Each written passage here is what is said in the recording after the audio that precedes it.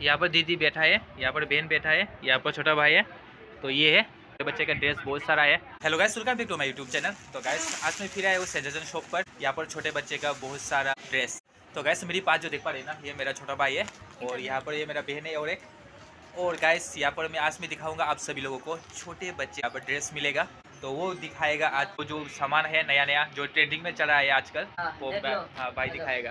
लो भाई ये देखो, ये सुंदर है, हाँ बढ़िया है, मस्त है। ये वीडियो देखेगा जे ये मस्त है, मस्त लग रहा है। ये वीडियो देख के जे आएगा उसको बहुत ज़्यादा डिस्काउंट मिलेगा गाइस। और हाँ बहुत सारा डिस्काउंट मिलेगा। हाँ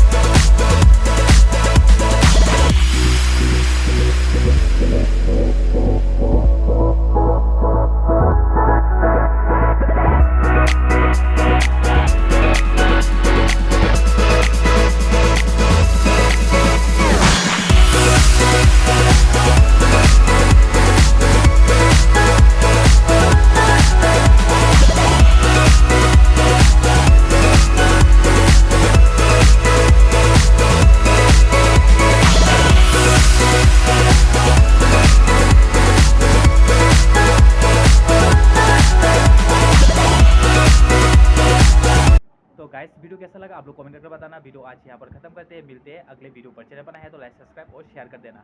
तो भाई कुछ बोलना चाहोगे? हाँ हाँ बोलो।